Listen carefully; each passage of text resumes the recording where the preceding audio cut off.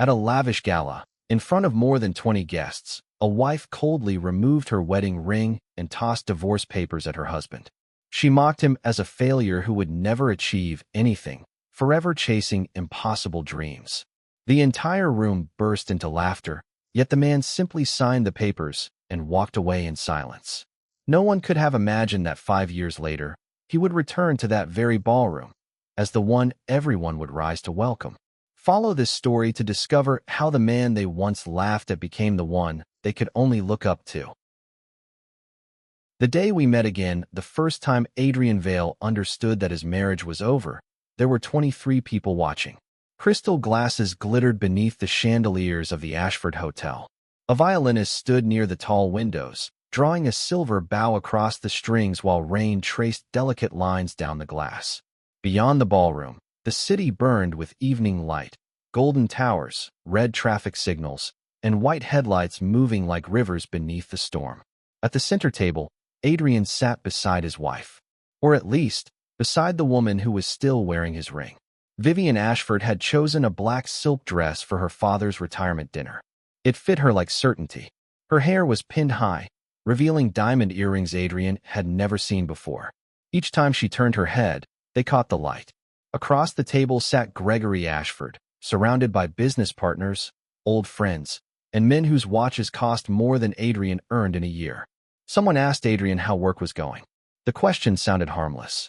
Vivian's fingers tightened around the stem of her wine glass. He still repairs network systems for small offices, she said before Adrian could answer. A few people offered polite smiles. Gregory leaned back in his chair. Still, Adrian placed his napkin beside his plate. I'm developing something of my own. Vivian laughed. It was not loud. That made it worse. A project, she said. He calls everything a project. The man seated beside her lowered his eyes to hide a smile. Damian Cross was vice president of Ashford Capital. He wore a midnight blue suit and the relaxed expression of someone who had never been asked to prove that he belonged in a room. Adrian looked at his wife. Vivian did not look back. What kind of project? An elderly woman asked. A logistics platform, Adrian said. A system that predicts supply chain failures before they happen. Damian lifted his glass. So a crystal ball for delivery trucks? Laughter moved around the table. Adrian heard forks touching porcelain. Somewhere behind him, a waiter opened a bottle of champagne with a soft pop. The violinist kept playing. Vivian finally turned toward him. You told me that idea would be ready 2 years ago. I told you it would take time. Everything with you takes time. Her voice had sharpened. The conversation around them faded. Even those who had been pretending not to listen now stared openly. Adrian felt the familiar pressure behind his ribs, the instinct to lower his voice, soften his posture, absorb the blow before it disturbed anyone else. He had done that for years.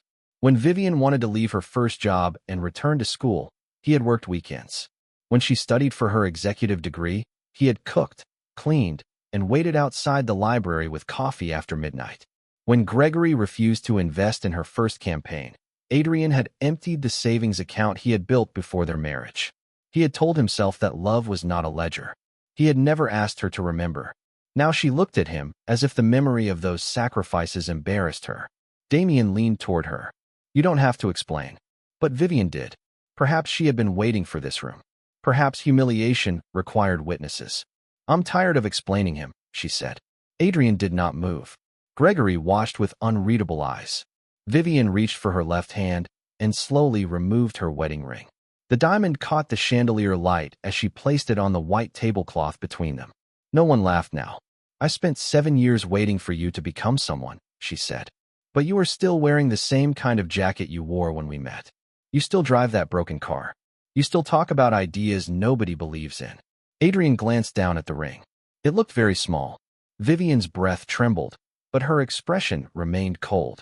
You'll never become the kind of man a woman can be proud of. The words crossed the table without force. They did not need force. Adrian could have reminded her that the jacket was old because he had paid her tuition. He could have said the car was broken because he had sold the newer one when her mother needed surgery. He could have told everyone that his project had already attracted interest from 3 independent investors. Meetings he had postponed because Vivian had asked him to help save her father's failing expansion plan. He could have placed every sacrifice on the table beside the ring. Instead, he looked at the woman he had loved since she was 24. In her eyes, he saw no anger, only contempt. And contempt, he realized, was colder than hatred. Hatred still acknowledged pain. Contempt erased the person completely. Vivian pushed a folder across the table. Divorce papers. Already prepared. Damien's hand settled on the back of her chair. That small gesture answered every question Adrian had not asked. The rain pressed harder against the windows. Adrian opened the folder. The final page waited for his signature. His hand was steady when he picked up the pen. Vivian's face changed for half a second. Perhaps she had expected him to beg. Perhaps she wanted the satisfaction of watching him break in front of everyone. Adrian signed his name. Then he placed the pen beside her ring. He stood, buttoned his old jacket, and looked at Gregory. "Thank you for dinner." No one tried to stop him. He walked past the violinist, through the polished lobby, and into the rain. Behind him, 23 people remained seated around a table prepared for celebration. Only one chair was empty. His. And for the first time in 7 years, Adrian understood that emptiness could also be freedom. The apartment he rented 2 days later stood above a laundromat on Mercer Street. It smelled of detergent and wet concrete.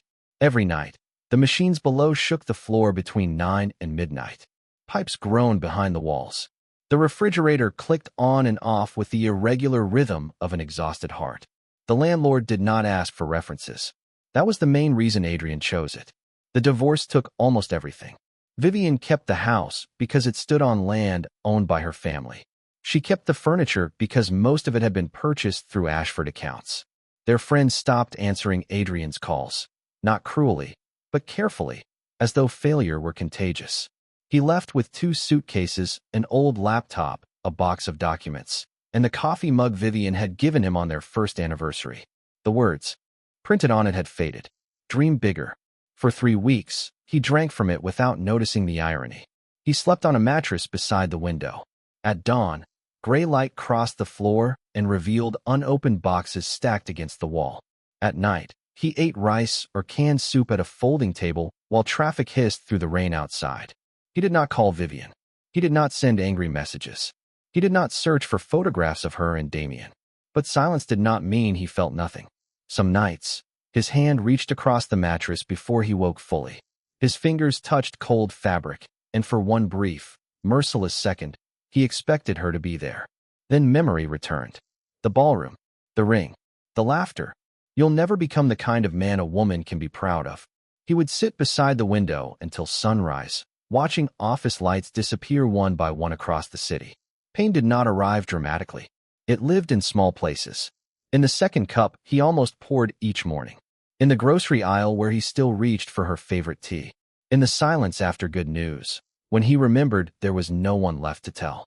The cruelest memories were not the arguments. They were the moments of tenderness. Vivian asleep against his shoulder on a train. Vivian barefoot in their first kitchen, laughing while pasta boiled over. Vivian whispering into the darkness, "I don't care if we are ever rich." People rarely became strangers all at once. They disappeared by degrees. A colder glance, a delayed answer, a hand withdrawn in public, a dream mocked once, then twice, then so often that defending it began to feel childish. Adrian had watched Vivian leave long before she removed the ring. He had simply refused to name it. One evening, while rain rattled against the window, his laptop crashed. The screen went black. Adrian stared at his reflection in it. Unshaven, hollow-eyed, 36 years old, and living above a laundromat with less money than he had possessed at 25. For several minutes, he did nothing. Then he removed the back panel, cleaned the fan, reset the memory, and restarted the machine. The screen flickered. Lines of code appeared. His project was still there. For years, he had called it North Star. It began as a forecasting engine designed to help small companies survive supply disruptions. Traditional systems reacted after a shipment failed. North Star studied weather patterns, labor reports, port congestion, regional instability, and supplier behavior to predict failure weeks in advance. Vivian had once listened while he explained it. Then her promotions came. Her father's expectations grew. There was always another dinner, another crisis, another favor. Adrian moved North Star into the margins of his life. Midnight to 2. Sunday mornings. Airport lounges while Vivian attended conferences. The code remained patient. It did not accuse him. It simply waited. That night, Adrian opened the latest model. A red notification flashed in the corner of the screen. Prediction accuracy, 91.4%. He leaned closer. He ran the simulation again. Then again. At 3 in the morning, the machines below stopped shaking. For the first time since the divorce, the apartment became completely still. Adrian looked at the data filling the screen. His grief had not vanished. But beneath it, something else had begun to breathe. Not revenge. Not yet hope. Purpose. He made black coffee and opened a blank document. At the top, he typed, North Star Systems, Business Plan. The cursor blinked after the final word. Outside, the rain began to soften. Adrian worked until morning. 3 months later, North Star Systems occupied the second floor of an abandoned printing warehouse on Mercer Street. The office had 3 desks, 4 chairs, and a heater that worked only when someone kicked it. The windows were narrow and too high. The carpet smelled faintly of ink. Freight trains passed behind the building every afternoon, making the glass tremble in its frame. Adrian loved it immediately. He hired 3 people. Maya Chun was a data scientist who had been dismissed from a large technology firm after refusing to alter a safety report. Elias Reed was a former shipping coordinator with a permanent limp and a talent for recognizing patterns others missed. Sophia Bennett was a 22-year-old programmer who arrived at the interview wearing a thrift store blazer and carrying a laptop held together with silver tape. None of them asked Adrian what kind of car he drove. They asked what North Star could become. For the first 6 months, the answer seemed to be nothing. Investors declined their calls. Banks rejected their applications. Potential clients listened politely, then chose larger companies with more impressive offices and safer promises. Adrian sold his watch to cover payroll, then his father's collection of rare books. When the heater failed in January, the team wore coats inside and worked with fingerless gloves. One morning, Maya found Adrian asleep beneath his desk, his head resting on a stack of shipping reports. She placed a cup of coffee beside him and returned to her computer. No one spoke about sacrifice. They simply made it together. Failure arrived in precise forms. A pilot program crashed during a client presentation. A server outage erased 40 hours of simulation data. Their first major investor withdrew 2 days before signing. Each loss took something. Money, sleep, confidence. But it also removed illusion. They learned what the system could not do. Then they rebuilt it. They made it smaller, faster, harder to deceive. Adrian stopped measuring days by comfort. He measured them by progress. 1 line of code corrected. 1 client persuaded. 1 prediction proven true. The anger he had carried after the divorce slowly changed shape. At first, he imagined Vivian hearing his name on the news. He imagined Damien's expression when North Star succeeded. He imagined walking into an Ashford gala wearing a suit no one could mock. But imagined victory was still a chain. It kept Vivian at the center of his future. So Adrian let it go. He stopped working to answer her. He worked because a small medical supplier in Ohio used North Star to reroute insulin before a winter storm closed 3 highways. He worked because a family-owned manufacturer avoided bankruptcy after the platform predicted that its primary steel provider would collapse. He worked because Elias once stood in the office doorway, holding a client report, and said, "We saved 400 jobs." That sentence mattered more than applause. North Star's first breakthrough came 18 months after the company began. A hurricane changed direction in the Atlantic. Every major logistics model predicted limited disruption. North Star warned that 2 ports would close, 3 rail systems would overload, and medical deliveries across 6 states would be delayed. A regional hospital network trusted Adrian's forecast. It moved emergency supplies 48 hours early. When the hurricane struck, the ports closed exactly as North Star had predicted. News organizations began calling. The hospital director gave an interview. Investors who had ignored Adrian's emails suddenly remembered his name. Money arrived. Then contracts. Then pressure. North Star moved from the printing warehouse into a glass building downtown.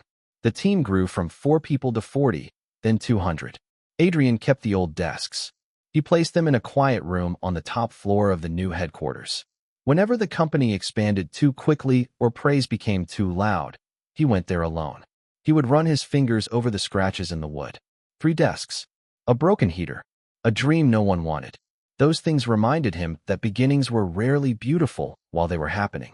Beauty came later, when survival had turned into memory. 5 years after the divorce, North Star Systems became the most valuable private logistics technology company in the country. Business magazines called Adrian a visionary. Television networks called him elusive. He rarely gave interviews. He avoided photographs. He appeared at meetings without an entourage and often left before reporters reached the lobby. The financial press gave him a name: the Invisible CEO. Adrian found it amusing. He had spent years being invisible to the woman beside him. Now the world treated invisibility like power. Success did not transform him into a different man. It revealed the man he had postponed. His suits fit better. His voice carried farther. People stood when he entered rooms. Yet he still drank coffee from the faded anniversary mug. Dream bigger. He kept it in the bottom drawer of his desk. Not because he missed Vivian. Because he wanted to remember how easily love could become permission to abandon oneself. While Adrian was building a company from the ruins of the life she had dismissed, Vivian was discovering how quickly beautiful things could decay. She married Damien Cross 11 months after the divorce. The wedding appeared in 3 society magazines. White roses were flown in from Ecuador. Crystal arches lined the aisle. A string quartet played for 600 guests. Damien gave her a diamond necklace during the reception, and photographers captured the exact moment she touched it and smiled. The photograph remained online for years. The marriage lasted 32 months. Damien enjoyed beautiful things most when other people wanted them. Once they belonged to him, he grew bored. He traveled without explanation. He invested recklessly. He called Vivian controlling when she asked questions and ungrateful when she stopped asking. The divorce was private. The financial damage was not. By the time Damien disappeared into another marriage, Ashford Capital had lost 2 major clients and borrowed heavily against future developments. Gregory's retirement plans collapsed. An international expansion failed. Lawsuits appeared. Vivian returned to work, not as the celebrated executive she had imagined becoming, but as the person expected to repair the family name. She arrived before dawn and left after midnight. The corner office no longer felt like victory. On the wall behind her desk hung a photograph from her first year at the company. She stood in front of a conference table, young and determined, while Adrian waited near the door, holding 2 paper cups of coffee. For years, she had kept the photograph because she liked the way she looked. Now, her eyes often drifted toward him. His jacket had been too large. His hair fell across his forehead. He looked tired but proud. She remembered that morning. Her presentation had lasted 6 hours. Adrian had waited the entire time because she was afraid to walk into the boardroom alone. Afterward, she had told him the coffee was cold. She could no longer remember whether she had thanked him. North Star Systems first appeared in Ashford meetings. As a threat, its software reduced costs across industries where Ashford Capital had invested. Companies that adopted North Star expanded. Companies that resisted struggled. Then the name appeared as a possible savior. Ashford Capital faced insolvency within 6 months. The board needed a buyer with enough capital to stabilize its debt without dismantling its workforce. Only 3 groups qualified. 2 wanted the company's properties. North Star wanted its infrastructure division. The offer could save 1,200 jobs. Vivian studied the proposal late one night. The CEO's signature was hidden behind legal representatives.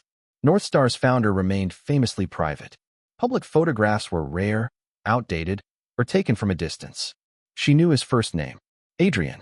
It was common enough. She never allowed herself to consider the rest. The universe did not arrange consequences with such dramatic precision. That happened in films, not in conference rooms, not in real life. The board approved a formal acquisition gala at the Ashford Hotel, the same ballroom where Gregory's retirement dinner had been held 5 years earlier. Vivian objected. Her father refused to change the location. "We need the symbolism," he said.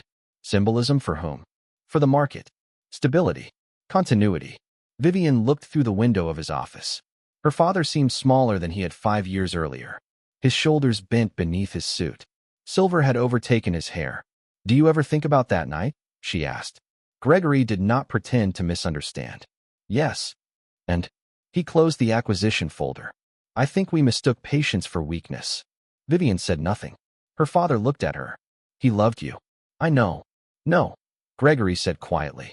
"You know it now." The words followed her home. Her apartment was immaculate and silent. City lights shone across marble floors. Dresses hung in a climate-controlled closet. Jewelry rested in velvet drawers. She had acquired every object that once seemed like proof of success. None of them knew her name. Vivian stood before the bedroom mirror and removed her earrings. For a moment, she saw herself at 31, placing a wedding ring on a white tablecloth. She remembered Adrian's expression. Not anger, not defeat, something closing. She had spent years believing he walked away because he lacked ambition.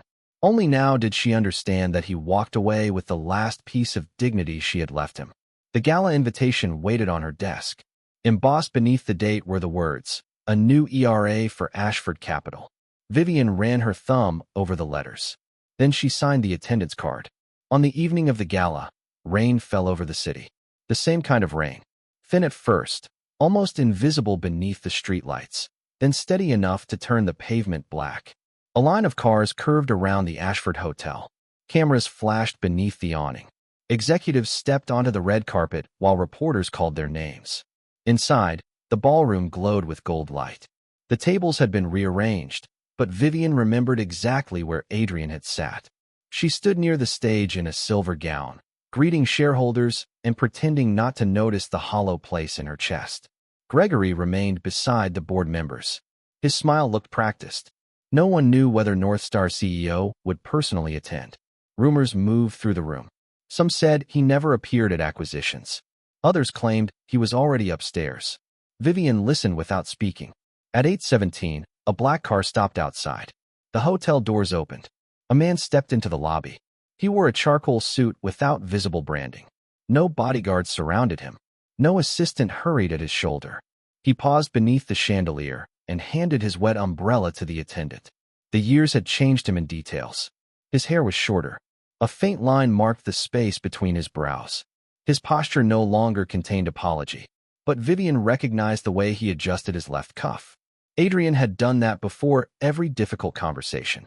Her breath stopped. For one impossible second, the ballroom disappeared. There was only the man at the entrance and the sound of rain beyond the glass. Adrian saw her. His steps did not slow. He crossed the lobby with Maya Chun beside him and Elias Reed following several paces behind. Hotel. Staff greeted them, but no announcement was made. Vivian's mind rejected what her eyes understood. Perhaps he worked for Northstar. Perhaps he had become a consultant. Perhaps coincidence had brought him there. She reached for the nearest glass of champagne. Her fingers were cold. Adrian entered the ballroom. Several people glanced toward him, uncertain whether they recognized his face. The invisible CEO had become famous precisely because most people did not know what he looked like. Vivian did. She knew the scar near his thumb from the night he repaired their kitchen window during a storm. She knew the slight tilt of his head when he listened. She knew the eyes that had once watched her as though her dreams were not burdens but destinations. Adrian stopped near the windows. He looked out at the rain. Vivian told herself to remain where she was. Instead, she walked toward him. Each step felt like entering a memory she had spent years avoiding. Adrian. He turned. Vivian. No anger touched his voice. That unsettled her more than anger would have. She looked at his suit, his polished shoes, the quiet confidence of the people waiting nearby. You look well. So do you. The answer was courteous. Nothing more. I didn't expect to see you here. I was invited. A nervous smile appeared on her lips. As a consultant? Adrian's eyes rested on her face. No, before he could continue, a familiar voice came from behind her. Well, this is a surprise. Damien Cross approached with a glass in his hand. Vivian had not known he would attend. He represented one of Ashford's creditors now and wore the same kind of smile he had worn at Gregory's retirement dinner. Adrian inclined his head. Damien. Damien looked him over slowly. I heard you entered technology. I did. Good for you. Everyone needs a hobby. Two executives nearby laughed. The sound was painfully familiar. Vivian felt heat rise along her neck. Damien turned to her. Didn't you tell me he used to fix computers in storage rooms? Adrian adjusted his cuff. He did not answer. Damien mistook silence for surrender. He always had. I suppose Northstar hires all kinds, he continued. Though I'm surprised they let junior staff mingle before the announcement. This time, no one laughed. Maya Chen looked at Damien with open disbelief. Elias lowered his gaze, hiding something close to amusement. Vivian studied Adrian's face. 5 years earlier, he would have looked down to protect her from the discomfort of his humiliation. Now he simply waited. The silence expanded. Damien's smile weakened. From the stage, a bell rang softly. "Ladies and gentlemen," the chairman said, "please take your seats." The lights dimmed. Music faded. Adrian turned toward the stage. Vivian remained frozen beside him. A terrible understanding had begun to form, but she could not yet allow it to become real. The chairman spoke about survival, transformation, and the future of Ashford Capital. Then the screen behind him brightened. The North Star emblem appeared, a white compass beneath a field of dark blue. The chairman smiled. "Tonight, we welcome the organization whose vision has made this acquisition possible. A company that began with 4 people in a warehouse and grew into a global force serving 32 countries." A murmur passed through the ballroom. Vivian's hand tightened around her glass. "And now," the chairman continued, "it is my honor to introduce North Star Systems' founder and chief executive officer, the man whose leadership has protected millions of workers and reshaped the future of global logistics." The spotlight moved across the room. It stopped on Adrian. Mr. Adrian Vale. The audience rose. Applause struck the ballroom like thunder. Vivian did not move. Her glass trembled. Beside her, Damien's face emptied of color. Adrian stepped forward. He passed between them without turning his head. The crowd opened for him. 5 years earlier, he had crossed this room alone while people avoided his eyes. Now every person stood. But Adrian did not smile like a man receiving revenge. He walked like a man arriving at work. That was what broke something inside Vivian. Not the applause. Not the title. Not the number on the acquisition documents. It was the absence of triumph in his face. He had not returned for her. He had returned because his life had grown large. Enough to bring him there by accident. Adrian stepped beneath the stage lights and looked across the ballroom. For a moment, he saw the past layered over the present. Gregory at the center table. Damien leaning back with a glass in his hand. Vivian removing her ring. His younger self sitting beneath the chandelier, still believing that love could survive without respect. Then the image faded. Adrian opened the folder on the podium. When North Star first reviewed Ashford Capital, he began, "We saw debt, failed investments, and structural weakness." The room became still. But we also saw 1,200 employees who continued working while decisions above them failed. We saw engineers, project managers, maintenance teams, analysts, and families whose futures should not be erased by mistakes they did not make. Gregory lowered his head. Vivian watched from the floor. "This acquisition is not a rescue of a name," Adrian said. "It is an investment in people." A slide appeared behind him, outlining employment protections, debt restructuring, and a 5-year redevelopment strategy. There was no celebration of conquest. No public punishment. The board had expected North Star to remove half the staff. Adrian preserved nearly everyone. He even retained Gregory as an unpaid advisor for 6 months to assist with the transition. When the presentation ended, the applause rose again. Adrian stepped away from the podium. Reporters moved toward him. Investors gathered. Cameras flashed.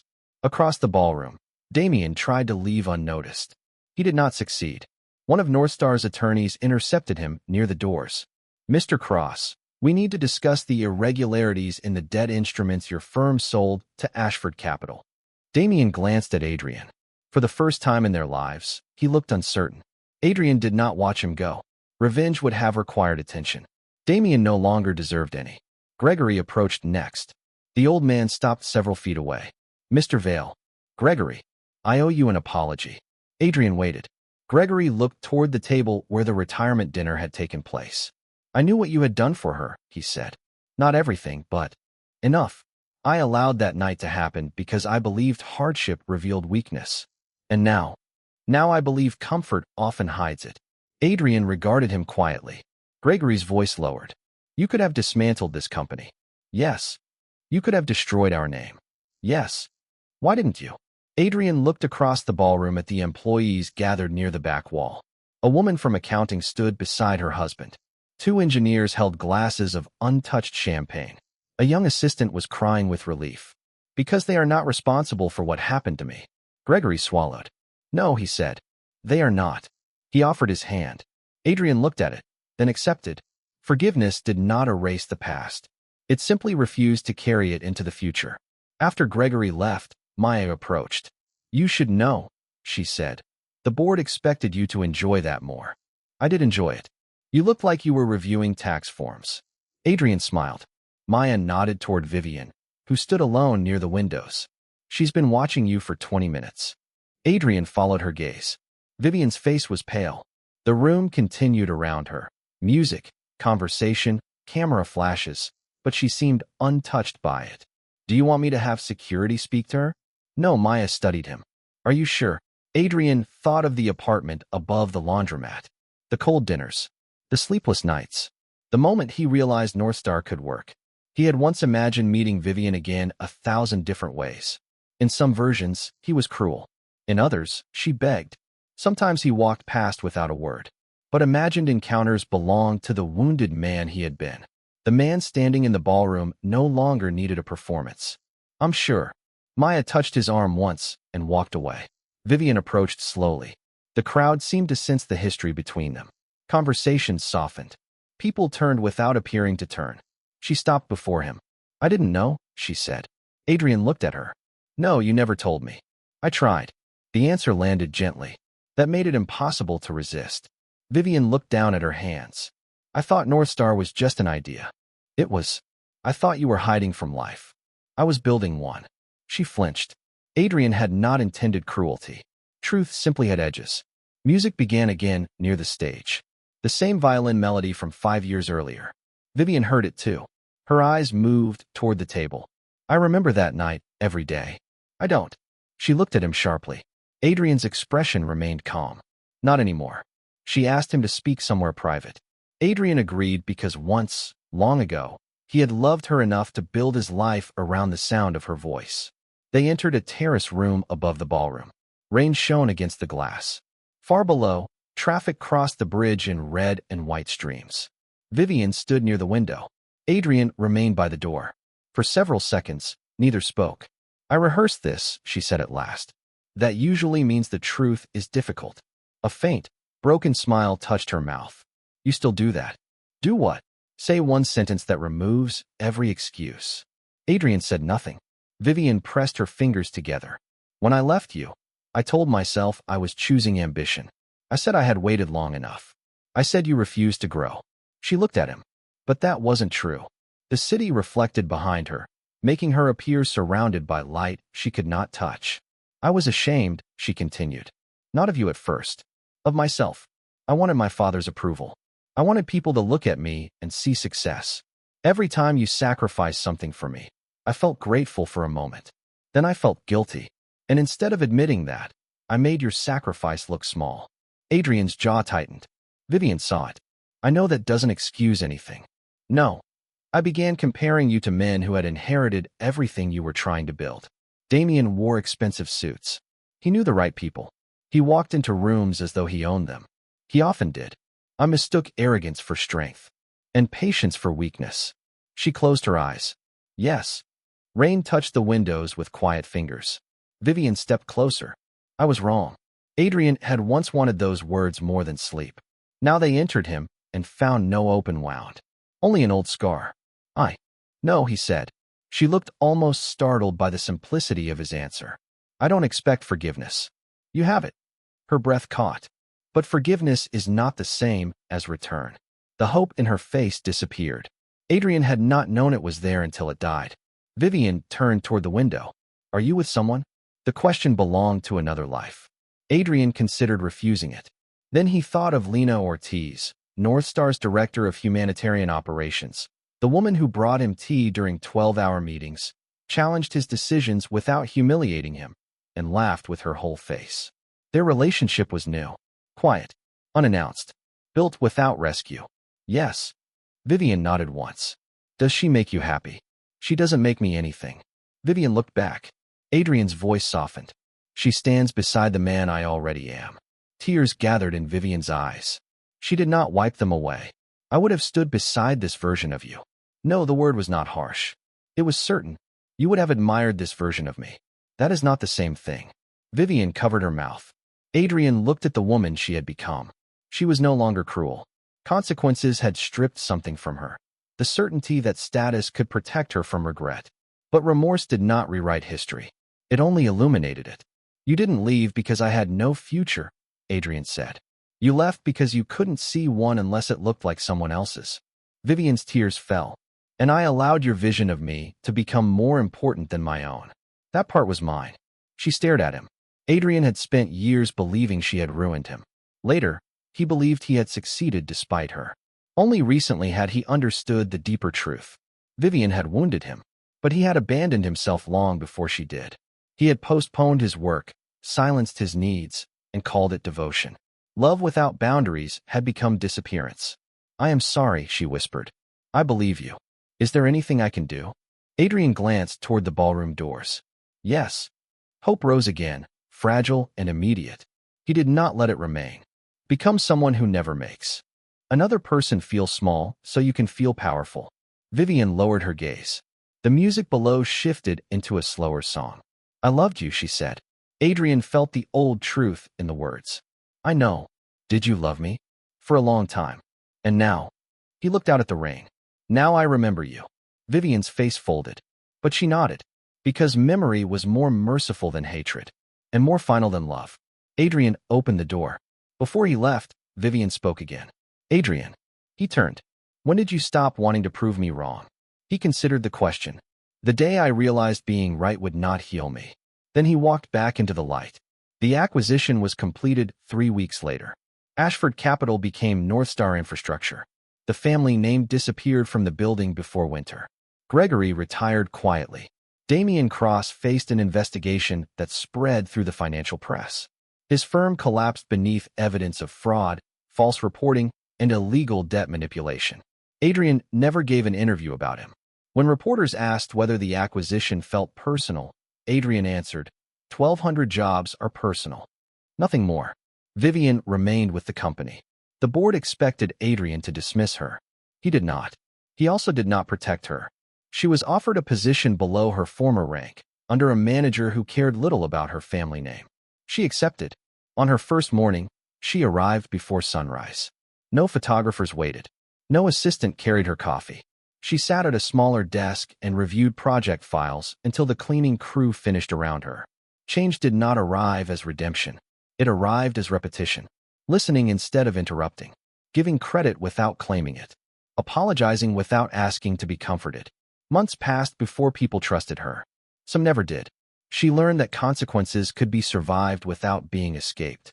Adrian heard about her progress through reports. He did not seek details. His attention had moved elsewhere. Northstar launched an emergency logistics network for rural hospitals. Sophia led the engineering team. Elias became chief operations officer. Maya joined the board and still reminded Adrian that their first heater had required physical violence. And Lena became part of his mornings. She did not resemble Vivian. That was not why Adrian loved her. Lena understood silence without fearing it. She disagreed without contempt. When Adrian withdrew into work, she did not accuse him of weakness. She asked whether he was hiding. Sometimes he was. Healing did not make him fearless. It made him honest. One Sunday, Lena found the faded coffee mug in his desk. Dream bigger. She turned it in her hands. From her. Yes. Why keep it? Adrian looked through the office window at the city. Because objects are not guilty. Lena smiled. That sounds like something you practice saying. It sounded better in my head. She placed the mug on the desk. Are you still angry? No, sad. Sometimes. Do you miss her? Adrian thought carefully. I miss who I was before I learned what love could cost. Lena sat across from him. And who were you? Someone who believed being needed was the same as being loved. She reached across the desk. Her hand rested beside his, not over it. And now, Adrian turned his palm upward. Their fingers met. Now I know love should not require either person to disappear. Outside, the city moved beneath a clear blue sky. For years, Adrian had measured success through distance. How far he had traveled from the ballroom, from the apartment, from the man Vivian had called a failure. But distance was not peace. Peace was the ability to remember without returning. It was hearing her name without feeling the need to win. It was standing beside Lena without asking her to repair damage she had not caused. It was choosing a future that was not built as an answer to the past. A year after the gala, Adrian returned to the Ashford Hotel. The building had been sold and renamed the Meridian. Northstar hosted its annual foundation dinner there, raising funds for small businesses affected by natural disasters. Adrian had argued for another location. Maya ignored him. "You don't avoid buildings," she said. "They didn't do anything." So he came. The ballroom looked different. The chandeliers remained, but the tables were covered in deep blue linen. The stage displayed photographs of hospitals, warehouses, farms, and families protected by Northstar's emergency programs. Lena stood beside Adrian in a dark green dress. She did not hold his arm tightly. She never used closeness as ownership. Across the room, Vivian spoke with a group of junior analysts. She wore a simple black dress. No diamonds. No performance. When she saw Adrian, she paused. Then she smiled. Not the polished smile she once used at society dinners. A small, human one. Adrian returned it. Later, they met near the terrace doors. For a moment, the room around them seemed to quiet. But this time, no one watched. No humiliation waited. No revelation approached. Only two people standing where their marriage had ended. "You look happy," Vivian said. "I am." Her eyes moved toward Lena, who was speaking with Maya near the stage. "She seems kind." "She is." Vivian nodded. "I'm glad." Adrian believed her. "How are you?" he asked. The question surprised them both. Vivian considered her answer. "Learning." It was the most honest word she could have chosen. She had earned a promotion 6 weeks earlier, not because of her father, but because her team had recommended her. She rented a smaller apartment. She volunteered on weekends with a career program for divorced women returning to work. She did not mention any of it. Real change rarely demanded an audience. The violinist began playing near the windows. The same melody. Vivian looked toward the music. "Do you think some places remember us?" "No," Adrian said. "But we remember who we were in them." "Is that worse?" "Not always." A waiter passed with champagne. Neither reached for a glass. Vivian looked at the table where she had placed her ring years earlier. "I used to think that was the night I became free." Adrian followed her gaze. "And now? Now I think it was the night I lost the only person who had loved me before I learned how to perform." Adrian let the words settle. Once, they would have wounded him. Now they felt like rain against a window. Present, but outside. "You didn't lose the only person capable of loving you," he said. Vivian looked at him. "You lost the man I was. That doesn't mean your life ended there." Her eyes filled, but she smiled. "You always did see a future before the rest of us." "No," Adrian said. "I just learned not to wait for permission to build one." From across the room, Lena caught his eye. She did not summon him. She simply waited. Adrian turned back to Vivian. "I should go." "Yes." He took one step, then stopped. "For what it's worth, I don't regret loving you." Vivian's breath trembled. "Why not?" "Because regret would mean those years gave me nothing." He glanced toward the photographs on the stage. The people Northstar had helped. The work built from nights of loneliness. The future shaped from something once dismissed as impossible. They gave me the chance to learn the difference between sacrifice and self-erasure. Vivian nodded slowly. "And I don't regret meeting you," she said. "I regret the person I became after you did." Adrian offered his hand. She looked at it. 5 years earlier, a ring had rested between them. Now there was only an open palm. Vivian placed her hand in his. They shook once. Not lovers. Not enemies. Two people acknowledging that the past had existed and no longer owned them. Then Adrian released her. He crossed the ballroom toward Lena. Halfway there, the music stopped. For one suspended second, the room became completely silent. Adrian remembered the night he had walked out into the rain, carrying everything he had left in 2 suitcases. He remembered believing his life had ended. But endings, he knew now, were often doors seen from the wrong side. Lena smiled as he approached. "Everything okay?" "Yes." She looked toward Vivian, then back at him. "Ready to leave?" Adrian glanced once at the chandeliers, the windows, and the chair where his younger self had sat beneath the weight of someone else's judgment. He did not hate that man. He did not pity him. He was grateful to him. That man had signed the papers.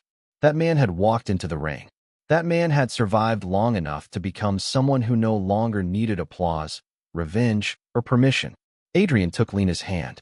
Ready, they left the ballroom together. Outside, the night was clear. No rain. No cameras. Only the city shining across the river and the quiet sound of their footsteps descending the hotel stairs. Vivian watched from behind the glass. She did not run after him. She did not whisper his name. She placed one hand over her heart, breathed through the ache, and turned back toward the life that was still hers to rebuild. Adrian never looked behind him. He had not become successful to make his former wife regret leaving. He became successful when he stopped asking her regret to prove his worth. And on the day they met again, he did not win her back. He finally understood that the man she had abandoned no longer needed to be rescued. He had already chosen himself.